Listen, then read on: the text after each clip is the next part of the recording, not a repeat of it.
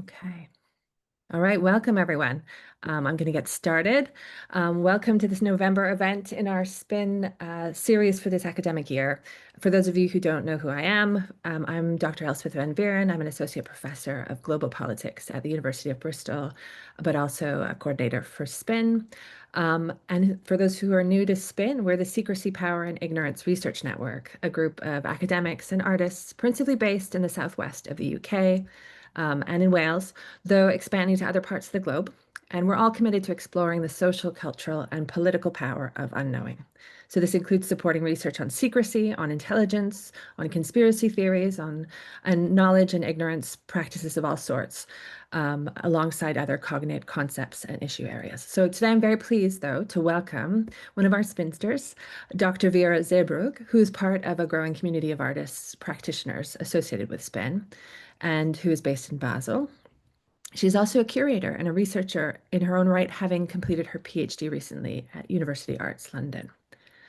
So Vera employs a counter-archival methodology and works with photography, objects, and material interventions in order to examine ideas about absence and analyze the impact of state secrecy on collective memory. Vera is a co-founder of Rake, an award-winning research collective that utilizes open source data to investigate a variety of unseen and obscured elements in society, business, and politics. So we're very pleased, therefore, to welcome her to give a talk and share her insights of her latest research project with us today. So Vera is going to speak for about sort of 40 minutes, after which we will have time for questions and discussions, as always. But before I turn over to Vera, I'll briefly mention that we're recording this session already, just to add to our growing collection of talks on our SPIN YouTube channel. I'll be monitoring the chat for questions and comments. And so, as usual, you don't have to wait until the end to upload a question or comment.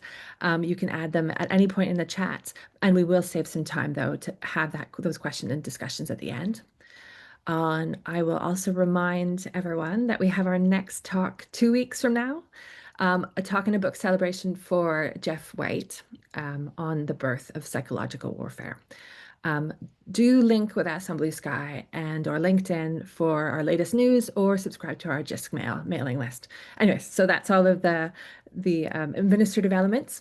I will therefore turn over to the more interesting and exciting bit, which is, of course, turn over to welcome Vera and hear all about her project. Vera. Thank you so much, Elspeth, and thank you so much for having me. Thank you for attending this talk. As Elspeth has said, I will talk over the next 40 minutes or so about my practice-led PhD, which I finished at the beginning of this year, and it was titled Articulated Absences and Silenced Souvenirs, Exploring Switzerland's Involvement in the Trading of Nazi Gold Through a Counter-Archive. And I conducted the research at the London College of Communication, University of the Arts London. And before I talk about my artistic engagement with this topic, I would like to give an overview of the historical framework of the research. But also just briefly, I want to give a trigger warning, because I will be speaking about Holocaust victim gold throughout the presentation, and there's also one image in particular that people might find distressing. So if you want to leave at any point during this presentation, please feel free to do so. Okay, so about the historical context. Gold played a significant role in the financial transactions during the Second World War, and Switzerland functioned as a hub for this gold trade. And nearly 80% of all gold delivered abroad by the German Reichsbank went to Switzerland. So this totaled to about 1.7 billion Swiss francs in 1945. And if we consider inflation, this equals to roughly 9 billion Swiss francs or 8 billion pounds in 2024. And Switzerland traded gold with both the Allies and the Axis powers, and the Swiss used their neutral status as a justification for the gold trade with the Axis powers. So, but it's important to remember, or to just mention, that for the Nazis, the stakes were considerably higher, and the gold trade with Switzerland was invaluable for them, because it allowed them to exchange to exchange gold with hard currency and to buy crucial material for their warfare from other neutral countries. And an example for that is the tungsten from Portugal. So the crucial role of Switzerland's financial complicity becomes also further apparent in an account by the Third Reich's Minister of Economics, Karl Claudius, who was quoting a statement by the Minister of Economic Affairs and the President of the German Reichsbank, Walter Funk, in which he said that he could, quote, not continue even for 2 months without carrying out foreign exchange transactions in Switzerland, end quote. So this financial cooperation became especially important from 1942 onwards, after the Allies cautioned that the Nazis obtained their gold under gross violations of human rights. And following these warnings, other neutral countries stopped accepting the Nazis' compromised gold, except for Switzerland. The Swiss became the sole buyer of Nazi gold from 1942 onwards, and the gold trade between Switzerland and the Nazis lasted until the end of the war. So the last shipment was received, the last shipment of gold from the German Reichsbank was received by the Swiss National Bank in 1945, so just mere weeks before the Nazis' unconditional surrender on the 8th of May, 1945. However, this financial collaboration with the Third Reich was concealed after the war, and the Swiss government constructed an official narrative. In that narrative, they foregrounded humanitarian aid and celebrated the sacrificial efforts of the Swiss army as the reason they were not invaded by the Nazis. And they forged the so-called WWII mythos, which translates to redoubt myth and refers to the Réduit National, which is a term to describe the fortifications in the Swiss Alps, which were majorly extended as part of the defense strategy by Henri Guizot, the general of the Swiss armed forces during the Second World War. General Guizot also applied his own memory rhetorics during the war, which contributed to the forging of the wartime resistance narrative. And the most famous example is the Rütli gathering, the Rütli gathering, which is depicted here on this postcard when Guizot announced the plan for the readouts. So the Rütli holds an important role in Switzerland's founding mythology, and choosing this significant place for his announcement presented an important move of the general's own memory politics. Swiss historian Regula Ludi described this historical event as follows, quote, "In choosing the Rütli as the location for this proclamation, Guizot skillfully linked the present situation to popular Swiss mythology of freedom and independence. The risky decision to hold the meeting on an open field where the top military leadership was an easy target for an enemy's airstrike reinforced the impressions of the general's bravery. His forceful rhetoric of national resistance succeeded in uniting the public and placing the army in central opposition to Nazi Germany," end quote. So such gestures, paired with the memory politics of Swiss politicians in post-war years, created Switzerland's patriotic wartime memory, which played an identity-forming role for the Swiss. And to this day, Switzerland is generally perceived as neutral and innocent. And this is because the extent of the country's complicity in the gold trades was not fully revealed until 50 years later, when the Swiss government appointed a commission of historians and lawyers, which is called the Independent Commission of Experts Switzerland Second World War. And the appointment of the commission was in response to a growing international pressure in the 1990s because of following a class action suit filed in 1995 against Swiss banks by the World Jewish Congress in New York. And Swiss banks were basically accused of withholding funds belonging to Holocaust survivors in so-called dormant accounts.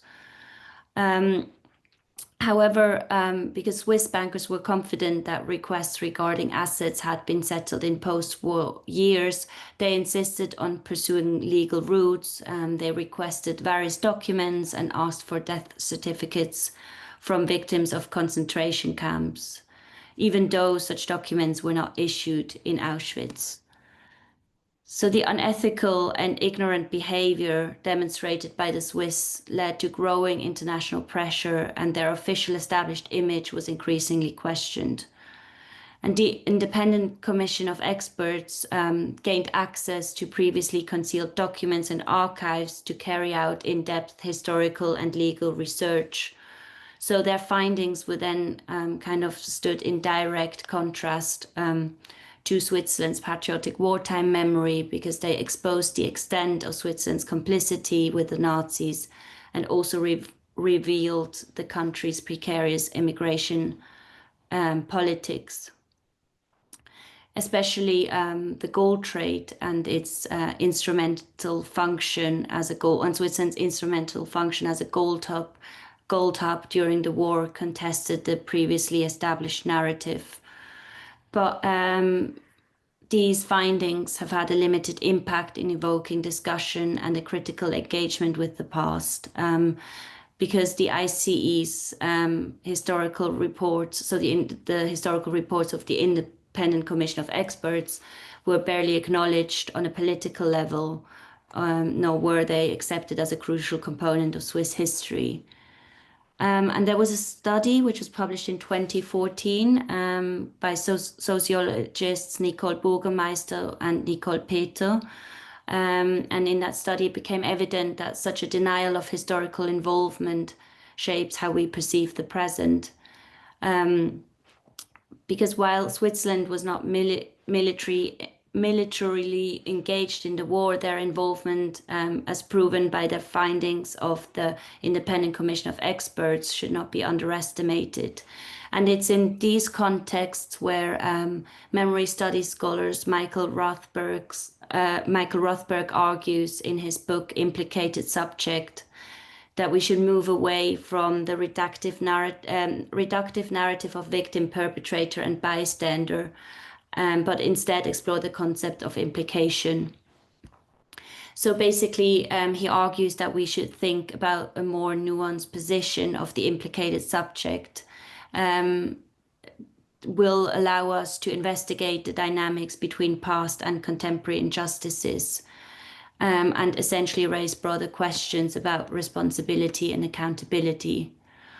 And Rothberg's concept is particularly relevant in the historical context of Switzerland's wartime involvement. And that's because the Swiss have oscillated between identifying as a passive bystander or innocent victims surrounded by Axis powers. And this notion of implicated guilt resulting from immoral cooperation only became more broadly associated with Switzerland's historical role after the ICE published their final reports. However, as already mentioned, because of the lack of engagement with these findings, Switzerland has neither effectively examined its past nor acknowledged its responsibility. And this also becomes apparent in the contemporary Swiss banking landscape, because, as you all probably know, secrecy is still an inherent characteristic of Switzerland's banking landscape today. And to this day, bank secrecy laws continue to protect the capital of criminals from all over the world, as it became evident in the most recent leak in February 2022, which contained client data from which was at the time the internationally renowned Swiss bank Credit Suisse. And the leak revealed hidden wealth of clients involved in torture, drug trafficking, money laundering, corruption, and other serious crimes. So secrecy concerning financial matters is not only an immoral characteristic of Switzerland's historical past, but persists in a contemporary context. And like Switzerland's economic cooperation with the Third Reich, this recent scandal raises questions about moral obligations concerning financial transactions. So, but it also it reveals how an unwillingness to address past wrongdoings involves an ignorance of history and runs the risk of contemporary immoral conduct. So I took a different approach for my research. I'm sorry, this was a lot of context, but I'll come back to it. It's quite important. So um, I was looking at this notion of secrecy in relation to these historical events, and how it's not only apparent in Switzerland's banking system and memory politics, but also in the materiality of gold.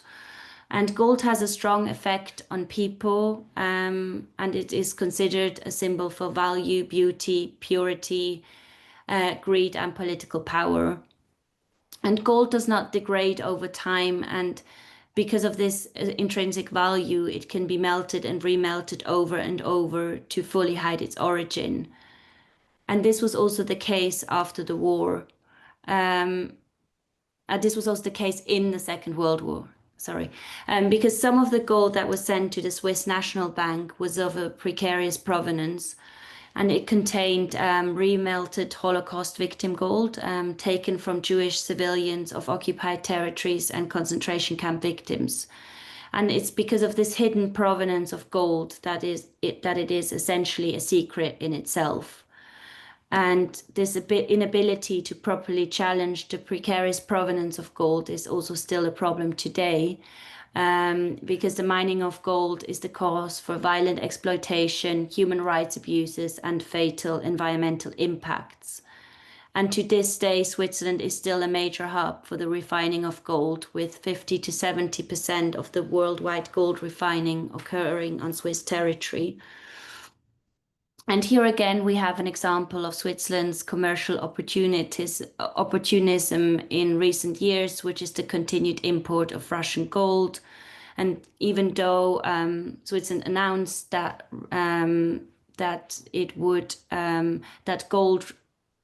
that Russian gold refined after the 7th of March 2022 would be excluded from trading in Switzerland, but then it reasoned that the sanctions against Russian gold were aimed at third parties, such as banks and investors, not against institution holding a smelter's license.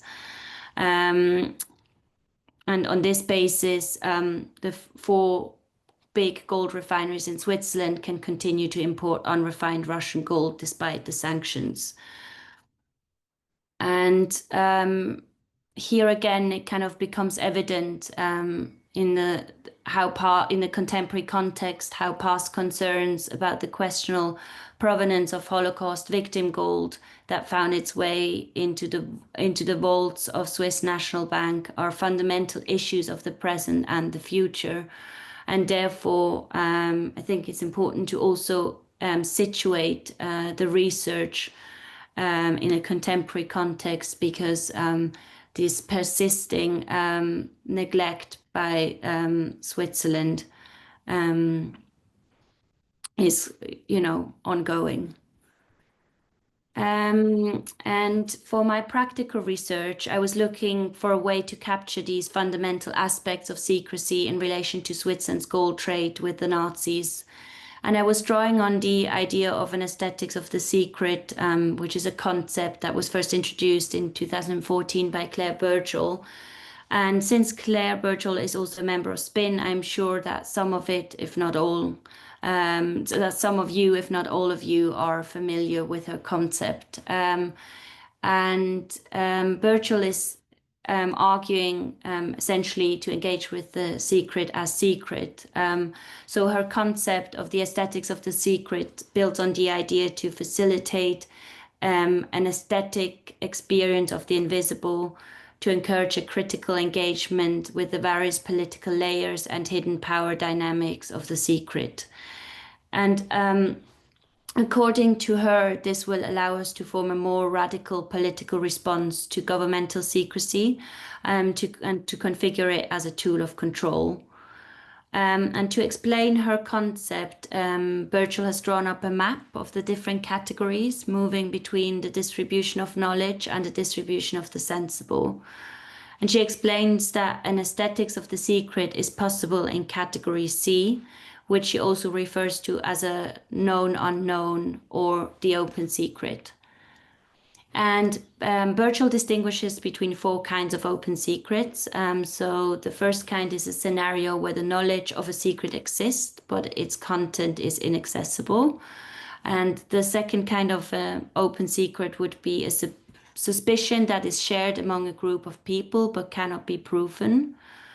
The third is an open secret that has been a secret which has been revealed, but the revelation has had no discernible effects in the world, does not behave or resonate as a revelation. And here Birchall links the fourth expression of the open secret by drawing on the definition of public secret by Michael Taussig, who defines it as that which is generally known but cannot be articulated.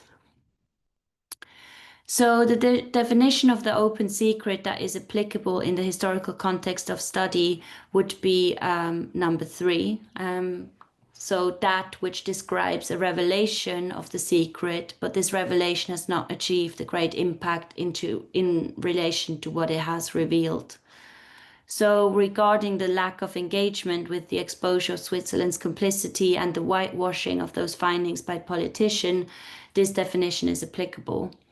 And at the same time, Birchall's first classification of the open secret, that which describes the knowledge that a secret exists, but we do not have access to its content, reverberates with the materiality of gold. Because we know its materiality is a secret, but it is impossible for us to establish its provenance. I'm just very briefly gonna talk about an initial approach that I took during my master's project, while I was studying on the MA in photojournalism and documentary photography at the London College of Communication. I already focused on Switzerland's complicity in the trading of Nazi gold. However, here I was initially interested in the fate of the gold after it arrived in Switzerland. Because after the war, the Swiss mint was resumed the minting of a popular Swiss gold coin, which was called the Vreneli. And the Vreneli is a Swiss gold coin that is usually given away on special occasions like significant birthdays, celebrations, or festivities. But what happened after the war is that the Swiss mint, the Swiss National Bank provided the Swiss mint with gold that they've received during the war. Up until the beginning of 1947, the Swiss National Bank only sent gold holdings from pre-war gold holdings. However, from 1947 onwards, the Swiss mint received gold, which the Swiss National Bank acquired from the German Reichsbank during the war. And I was interested in this idea of secrecy and how, as previously established, gold is a secret, and therefore it's impossible to prove how much Holocaust victim gold ended up commingled with other gold in gold bars that were sold to Switzerland. So it is impossible to establish the amount of victim gold that was processed for the minting of Vreneli. And this again was barely addressed in public, and when it was vehemently denied by politicians. And even though the presence of victim gold in the Vreneli can neither be proven nor disproven beyond reasonable doubt. So drawing on the minting list here, the total number of Vreneli that could potentially include victim gold is 28.6 million. And since the Swiss mint minted double the number of Vreneli in the post-war years than they previously manufactured from 1897 to 1935, it is quite likely for Vreneli owners to be in possession of a coin minted in post-war years. So for my master's project, I was interested in this duality of the Vreneli as something precious with an unknown, potentially violent past.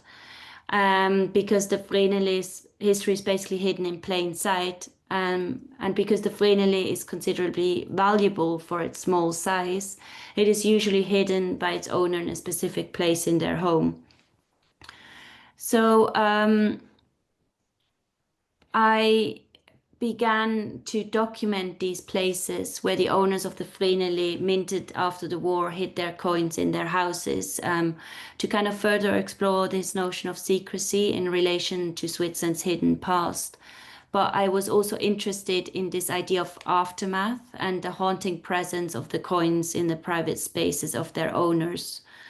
So they are hidden in plain sight, and they could contain, so these precious coins, they could contain gold, which previously made up a cherished object belonging to a Jewish family, but has been violently looted by the Nazis during the Holocaust and then remelted into gold bars, which are then essentially could have been used for the minting of this Vreneli. And for my PhD, I focused on how Switzerland molded an official wartime narrative and how the perceptions of innocent historical secrecy and absence of memory are manifested in the materiality of gold and objects. And here I was also interested in how the notion of presence and absence in relation to historical knowledge are mirrored in the archive. And philosopher Achille Mbembe, philosopher and political theorist Achille Mbembe refers to this as a process of selection and discrimination in his paper, The Power of the Archive and Its Limits. And he writes, quote, "The archive, therefore, is fundamentally a matter of discrimination and of selection, which in the end results in the granting of privileged status to certain written documents and the refusal of that same status to others, thereby judged unarchivable. The archive is, therefore, not a piece of data, but a status," end quote. So the archive is a space that was established to store fragments of the past with the incentive to actively assign them a place to be remembered. And the archive essentially functions as a tool to construct the past in the present, and it is therefore always a selective collection of things considered worthy of archiving. And these systematic rituals of what Mbembe calls discrimination and selection, paired with the perception of belonging to the collective instead of the individual, while contained within the architectural boundaries, create an instituting imaginary. So Mbembe calls this instituting imaginary as a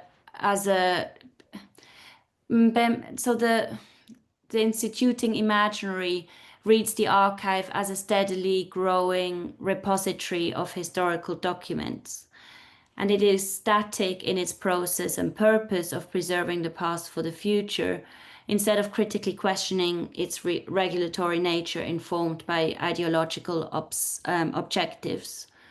And because historical scholarship is heavily reliant on the interpretation of archival documents to reconstruct the past, archival presence and absence have a great influence on how we collectively remember the past and which stories are essentially rendered invisible.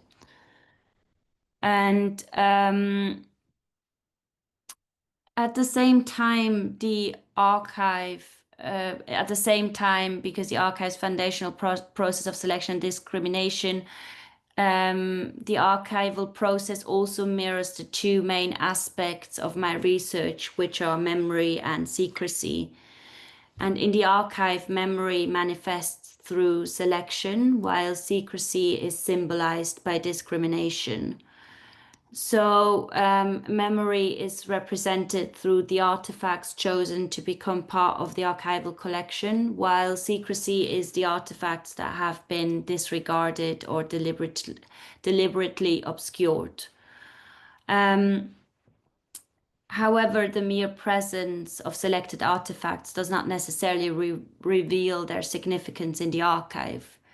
How they are recorded and archived, in which part of the archive they exist, how prominent they are, influence how widely shared and popular they become. And this is comparable to how memories are not necessarily truthful, but are influenced and shaped by various factors. In the archive, a single document exists in a wider collection, representing a fragment which has obtained privileged status. At the same time, the discriminated records are part of a story that has occurred, but they were not selected to be remembered in the future, and eventually they become secrets of the archive. So, historical knowledge or knowledge in general is not necessarily limited by not knowing. Instead, the awareness of not knowing, paired with an awareness of the political configurations which impose such gaps in knowledge, facilitate critical awareness of how knowledge is created and disseminated in the first place. And it gives insight into the various layers that hide and distort information due to unconscious bias or the active pursuit of political objectives. Such as the archive, which in many cases functions as an extension of state power under the disguise of historical veracity. And for my research, I was interested in how this notion could be disrupted through a counter-archive. So I drew on these idealized perceptions to counter not only Switzerland's dominant narrative, but also the archive status. Notions of presence and absence in relation to cultural representation and historical deprivation are intrinsically linked to shaping our understanding of the past. So there is a correlation between the inherent power dynamics of public memory and political secrecy, as well as their defining factors of presence and absence. So the different articulations of the secret, as defined by Birchall, could also be considered in the context of public memory. And the known unknown correlates to what cultural historians Luisa Passarini describes as the paradox of memory. This paradox exists because it is impossible to look for something we have lost unless we remember it at least in part. But also however, a lack of memory, which is amnesia, is not just an absence of memory, it is a reaction to it. So amnesia could not occur without memory, in as much as transparency cannot exist without secrecy. And secrecy and memory therefore form constitutive elements without which a reaction in the form of negation would not be possible in the first place. However, unlike secrecy, memory can never go beyond the known unknown, because memory implies a presence, whereas secrecy implies an absence. And I decided to explore the material presence of memory to study how national identity is established through its physicality in public representations of the past and the present. And the form of memory is central to its purpose as an act of remembering. And in the context of my practice, I was interested in how cultural symbols shape national identity and the role of memory in confirming such identity constructions and perceptions of a country. And therefore, I've been collecting various objects that function as carriers of memory. And here I was drawing on the explanations of material memory by Marius Quint, a reader in visual culture at the University of Portsmouth. And he distinguishes between three categories of material memories in Western traditions. In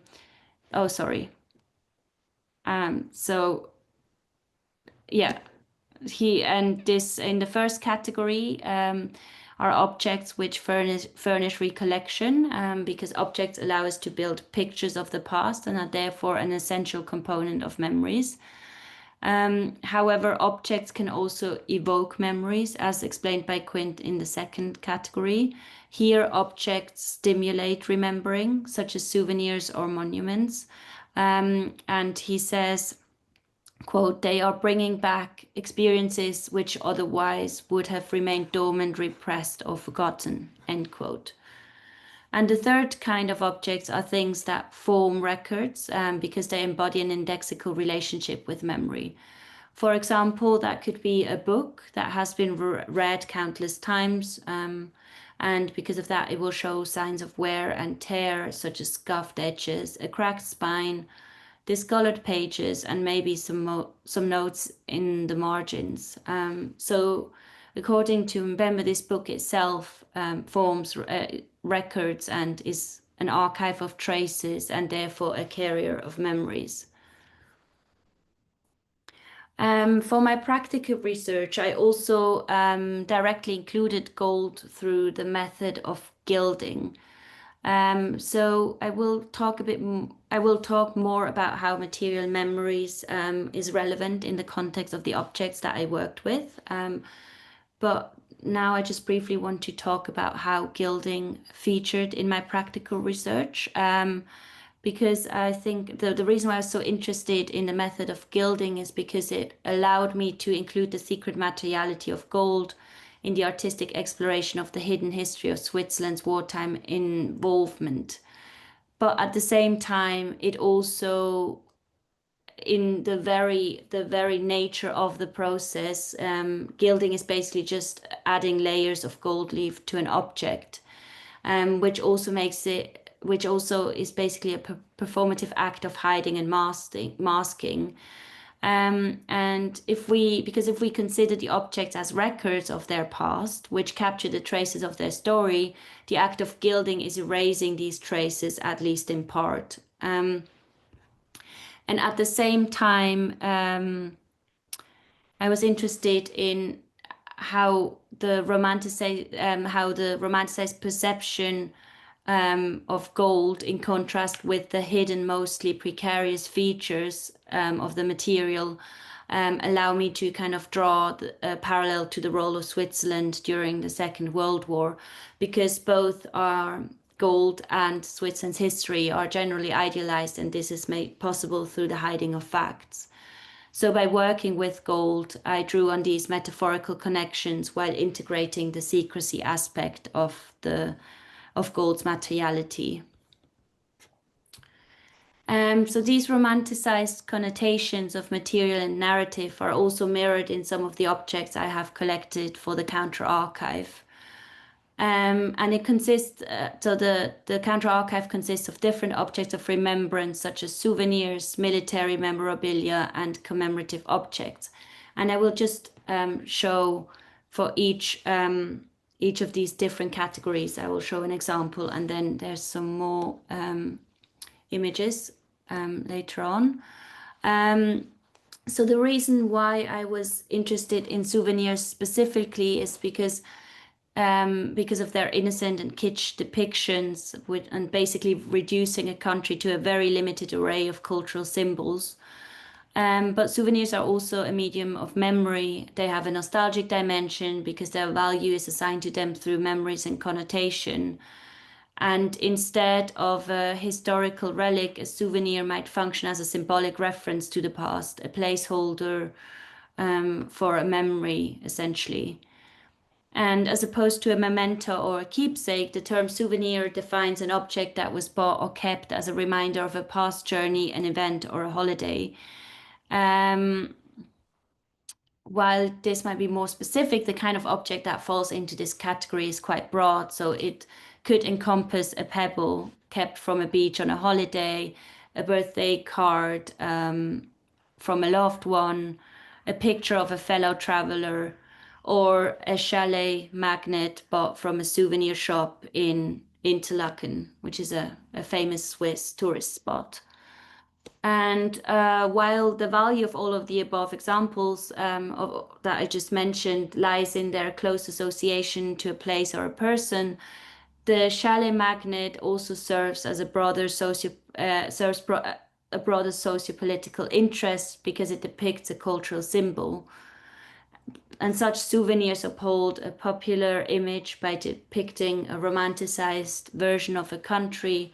And because of that, they exist as a cultural symbol, both to inform and confirm a national identity. And for my research, I have focused on this form of souvenir to further study the interconnection between identity and representation. I've also collected commemorative objects to kind of further situate Switzerland's wartime memory in post-war Swiss culture, and to kind of also show how much that was upheld through these symbols on these objects. So the notion, for example, the notion of military resistance these objects continue to perpetuate this wartime myth. And this, for example, during the Cold War, Switzerland's fortitude and army continued to be a fundamental aspect of Swiss identity and an intrinsic element of its political rhetoric. A maxim during the time was that, quote, Switzerland does not have an army, Switzerland is an army, end quote. And this pin is an example for that. It's from an event called Diamant, which translates to diamond, which took place in 1989 to celebrate the 50 years anniversary of the military mobilization in September 1939, and was organized by the Federal Military Department. And information about the proceedings and exhibition was very widely circulated and aimed to educate the population about the importance of armed neutrality in safeguarding peace and freedom during the Second World War, while also highlighting its value in mitigating present and future threats. So these kind of objects also further reveal how closely linked Swiss identity is to military resistance. So the souvenirs and the commemorative coins and objects are perpetuating an official memory or a perception, and the objects function a bit like monuments. They intend to commemorate a dominant version of history or solidify a stereotypical image. And in contrast, the military memorabilia in the counter archive is drawing on the personal memories of Swiss soldiers serving during the war, and how the perception of their role was influenced by Switzerland's patriotic wartime memory. And these everyday objects became more significant because they are invoking positions of heroism because of the dominant narrative, and they are depicting the soldier as the saviors of the nation. And therefore, the politics of memory also extend to these objects because they are proving how the political becomes personal. And I'm just going to speed up a bit. Vreneli, the coin that I was talking about before, is also part of the counter archive.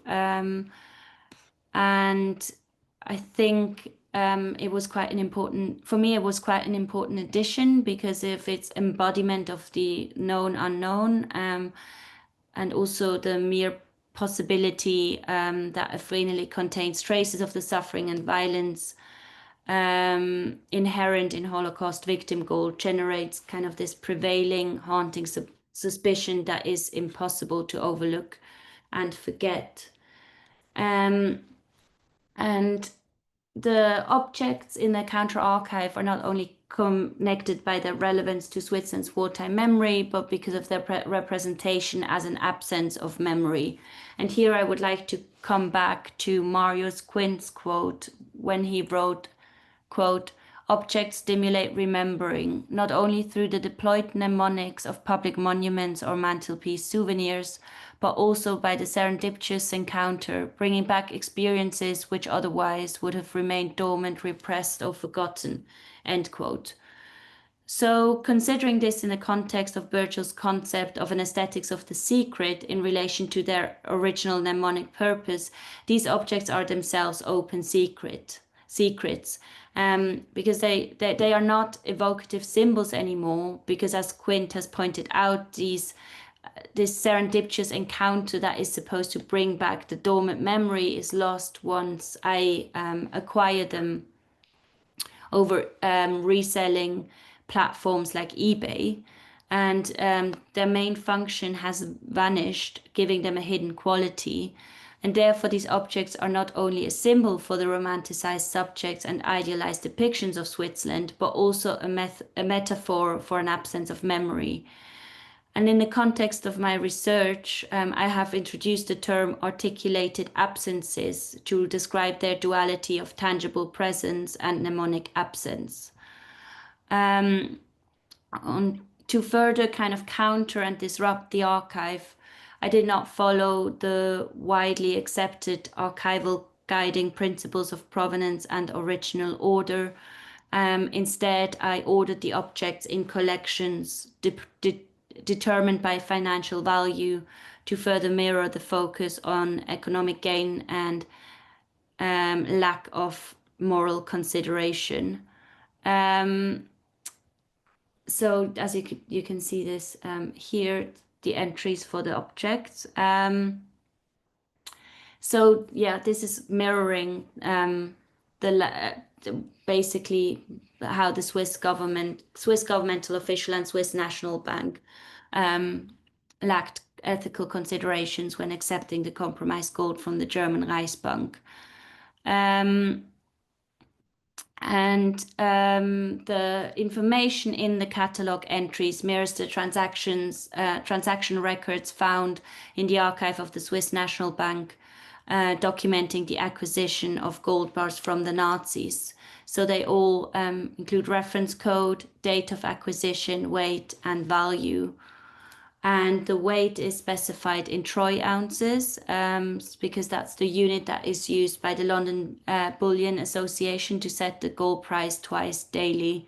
And the gilded objects, for the gilded objects, I calculated the amount of gold leaf and added it to its purchase price.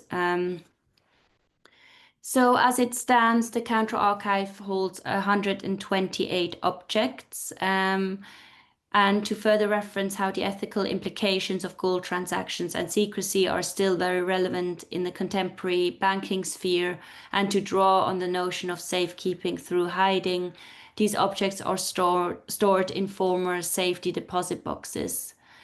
So the Counter Archive provides a space to draw attention to the memory gaps brought about by the ideological underpinnings of historical knowledge production. And it presents a means to critique how institutions collect, order, and store information, and essentially what of that data is made available, what is obscured, and what is excluded. And in this archival context, the collected objects are not only articulated absences themselves, but they also signify or articulate absences in the archive. So they represent the hidden and draw metaphorical connections to the holes in national memory to basically highlight the central role that secrecy played in the construction of Switzerland's redoubt myth. But also to provide an alternative access to question Switzerland's constructed narrative and challenge its national identity. So to just conclude, this is an installation view from a library display at the Library of the London College of Communication, and I had the opportunity to put this up in December last year. And for me, this presented the ideal context to present some of the Counter Archive. And that's because of the institutional framework of the library, which is considered as a place of knowledge and facts. And I like to think that the presentation of these articulated absences is further unsettling that. But also raises questions about what is collected and presented and what is kept hidden away. So in conclusion, the Counter Archive critiques the status assigned to archives as a place of evidence, while configuring it as a space of exclusion and the unknown, to pay reference to the power dynamics that are involved in historical knowledge production. And it's not the purpose, I just want to really reiterate that it's not the purpose of the Encounter Archive to provide answers, but to invite questions in order to hopefully find what Virgil will call a more radical political response to engage with Switzerland's past, while facilitating a critical engagement with its present. That's it.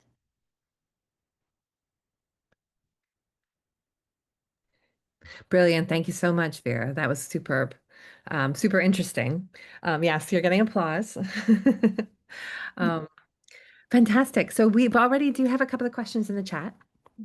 And people are very free and welcome to also put their hands up.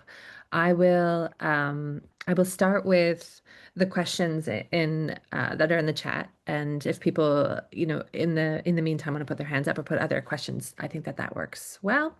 So I'll start with the one from Vadim. Unless Vadim, you want to ask your question yourself, equally I can read it into the room. Okay. So. All right. So, Vera, you've mentioned the gold taken from Jewish victims of the Holocaust. Was any gold taken from POWs and Polish, Soviet, etc., civilians in concentration camps and on occupied territories?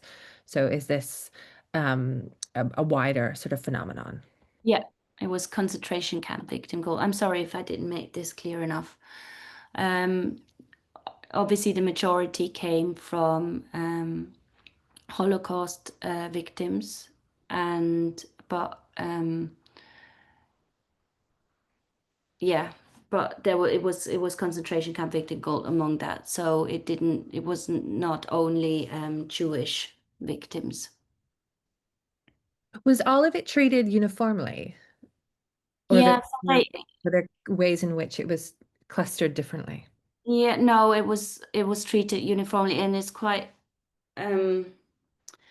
I mean, the whole thing is obviously very haunting, but the way they went about it was very, they had a process. It was all very planned. The whole process was very straightforward. It wasn't, yeah, sorry, I'm not sure if I make it very clear. There was just, yeah, it was very strategical. That's the word I'm looking for. It was very strategical. Okay, we'll move on to the question from Sam, unless Sam, you want to ask it directly. Um, so Sam asks, I'm rather curious how contemporary Swiss political military historians look back at the idea that neutrality and the relevant complicity prevented invasion. How was it argued for and justified at the time? And with hindsight, is it considered a reasonable belief today? I think this idea of neutrality. So I think on a on a legal um, in a legal context, Switzerland was neutral. They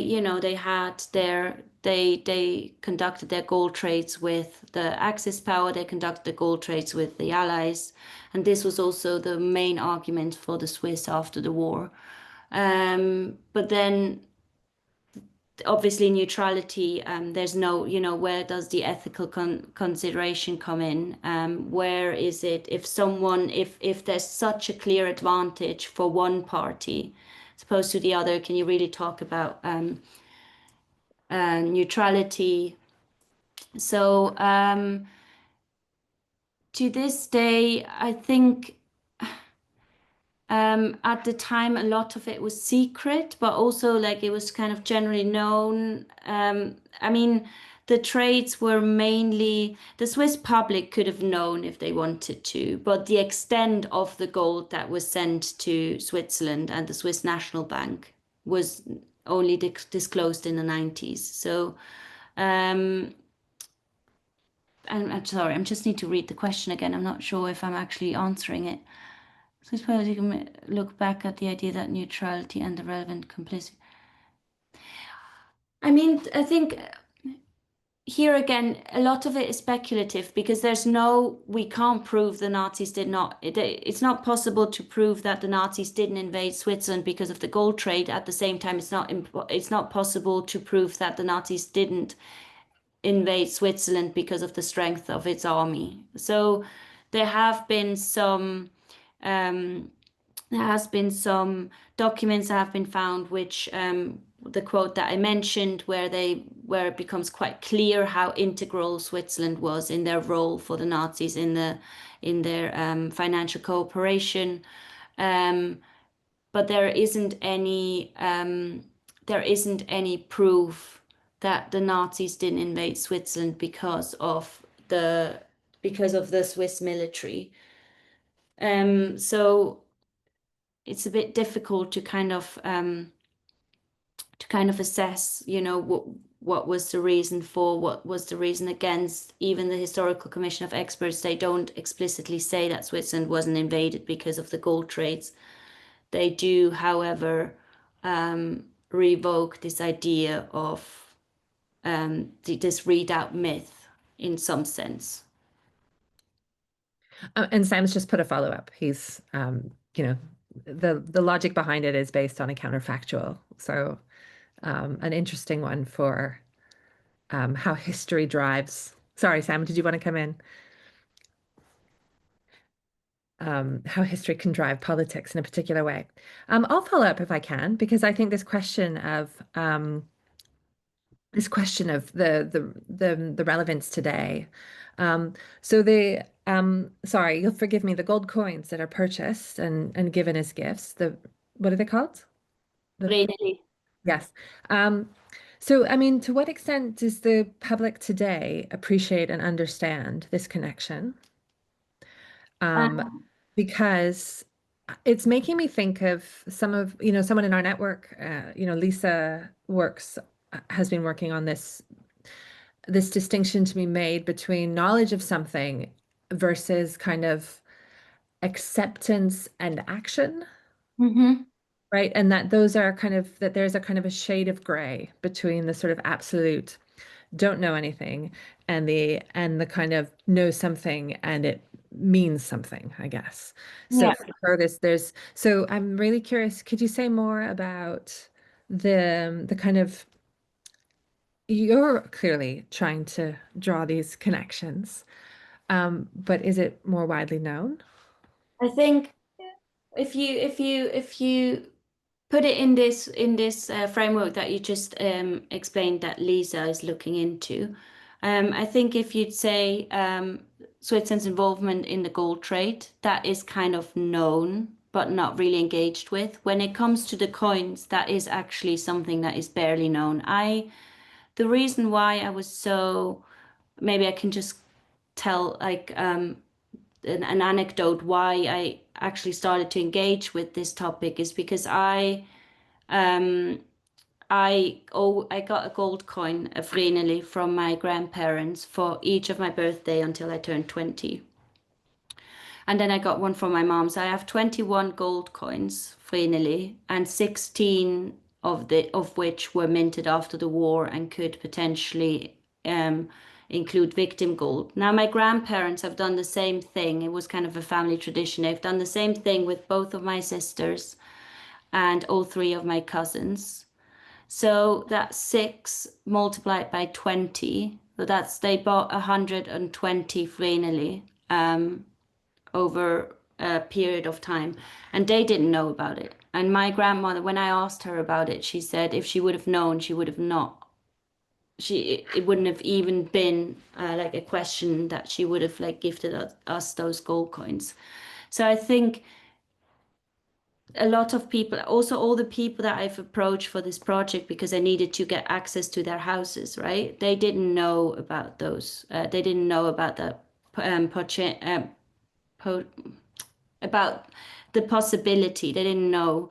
But then at the same time, I think you can extend it to all gold, right? Like, I now stopped wearing gold jewelry, but I do have some jewelry which is very close and very dear to me, but I have no idea where that gold co comes from, right? It could be looted. It could be like remelted, like Aztec artifacts. We don't know, and I think that is also why I'm so fascinated with gold as a material, because it's just like, yeah, like it is an open secret.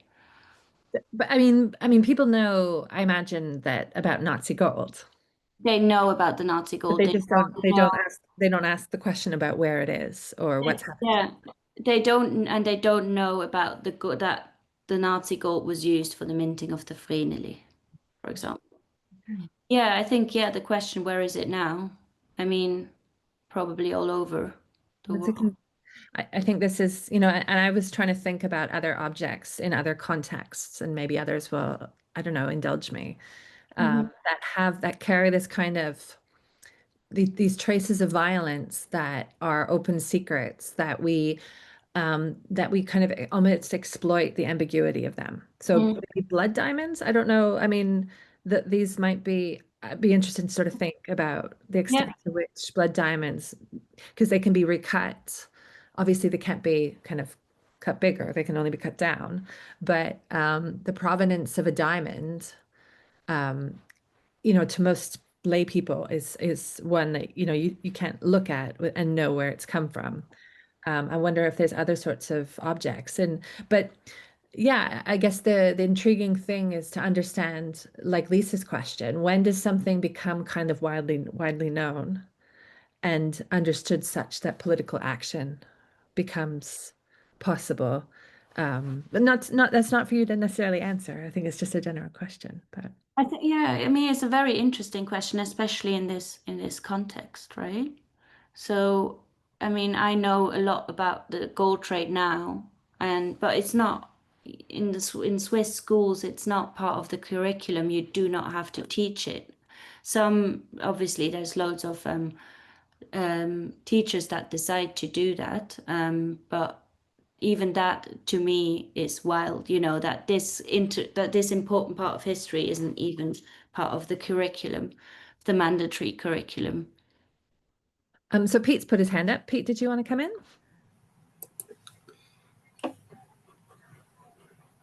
Yeah. Oh, hi. Yeah. Great talk. Like, if if anyone ever questions the value of social scientists, just send them the recording of this talk. Like, God, all this rubbish we have to deal with about social science. Anyway, so my question. So in my own research, like, I look at one of the things I look at is like the ways in which information comes into the public domain. So some of it is like kind of FOI and kind of official routes, but other times, like, stuff just by accident, or someone lets something slip, or someone loses a document, right? Like, has there been kind of really odd ways in which I was just thinking, like, how there must have been odd ways in which information about this has kind of come into the public domain, and like, are there any that kind of spring to mind? Well, I mean, I'm not sure if I know about the odd ways necessarily. My historical research was all based on the very meticulous historical inquiry by the Independent Commission of Experts. Um, I think so. I'm not actually. I mean, there has been some, like, some people. There has been there has been research happening prior to the 90s. It's just that a lot of the archives actually weren't accessible, because they wouldn't get access. So a lot of the information only came to light because it was a governmentally approved investigation. I'm not sure. I would love Okay, I just wondered. Don't worry. I just sprung to mind. Okay, all right, great Is talk. there is there a way in which that's come into your work, Pete, in terms of weird, Oh my odd, God, yeah, like accidental loads. things? Yeah. like, I mean, that's something like that we don't talk enough about, the sort of the accidental, I don't know if I feel like there might be someone in our group that might have tracked the kind of, because again, we're constantly trying to push against this intentional concealment of information narrative about secrecy. But when you've got, accidents happening. oh yeah, like some of it is just human nature. Like, so there's this guy. Uh, so there's a prefecture in Japan, right? I can't remember the name of it. Anyway, this guy worked for this prefecture, and then for some reason put all of the tax records of this prefecture, everyone, onto USB, and then for some reason took it out of his office, and then for like another reason went out and got hammered and then lost the USB, right? Like, no government procedure can kind of account for that, right? Apart from having a rule saying, presumably there was a rule saying don't take the tax procedures out of the office, right? But then other ways is like there was a, like in Iraq, like that's a kind of relatively amusing, I suppose. But during, like in the UK, one of the ways in which one of the torture scandals came to light, Camp Breadbasket, was because one of the people involved took his photographs to, I think Max Spielman, like the photo, you know, when you used to take like photographs to get developed, he took them, and then obviously someone there phoned the police and said, "Look, I've got these." So when he went to pick up his photographs, like he was arrested, I think. So like it's just there's loads of ways in which it comes to light. Yeah, Maybe thanks. maybe there's a project there trying to track all of these accidental ways. I mean, it could be quite amusing. Right. So are there any more questions or comments? Anyone want to highlight anything or build on before we sort of, oh, Hannah, you got your hand up. Do you want to join us? Hey, yeah, Vera, thank you so much for that. It was absolutely incredible, and I learned so much. I just had a question about the afterlife of the counter archive. So obviously it's been on display, the display has happened. Was that, well, so, and the display itself, I suppose. Was there a kind of logic for having it in London, so not having it displayed in Switzerland? Is it going to go there eventually? Like, how did these artifacts live on now, I suppose, is my question. Yeah, so the reason why it was in London was also it was part of my Viva, so it made sense, and the library offered me the vitrine spaces to develop to exhibit it, so that was mainly the reason why it was in London. I definitely want to bring it to Switzerland. I mean, it is in Switzerland. It lives in my studio, but I definitely want to exhibit it in Switzerland. I just need to think of a way of how I want to do that. Maybe I don't know, maybe I'm too much in my head about it. Maybe I should just start approaching places. There's actually a really interesting place, which is an old Swiss bank building, which was also trading gold with the Nazis. Or they received gold from a third, they were a third party to it. They received some gold from the Nazis through another bank. And it's a cafe now, and they still have the vault in the cellar, which I think would be quite a fantastic location to present it. But you know, Would that be controversial at all? I mean, it makes me think of so I teach US foreign policy most years, and one of the things we of course talk about is the controversy over the history of US use of the atomic bomb in Japan. And even telling that story evokes such sort of debate and controversy. Like it's unpatriotic to be honest about the consequences of atomic weapon use and development. Would there be any controversy or debate if you tried to stage this? I mean, I did already, like, you mean in Switzerland in general, right? So I mean, I don't think that everybody will be pleased about it, but I don't think that it will be a, a big problem. I mean, you know, the law, the Swiss love their secrecy, but also they are quite, yeah, they're quite open to. I mean, I don't think I would get like into a lot of trouble. At least not on the surface. Maybe Okay. someone would go. Well, if we can help in any way, let us know. All right. So, okay, I think we'll draw that to a close now. Thank you so much, Vera. That was absolutely fascinating. I'm so glad that we finally got to hear about the project. And congratulations, because I don't think I've publicly said congratulations to you for passing the Viva and bringing that project to a close. That's wonderful. And, you know, I hope at some point that we're going to be able to have more of these artist spin elements because it's always good fun. So thank you all of you too who are with us today and for the fantastic comments and engagement. Yeah, and I'll just shout out once more to Jeff to sort of join us in 2 weeks' time, almost exactly the same time.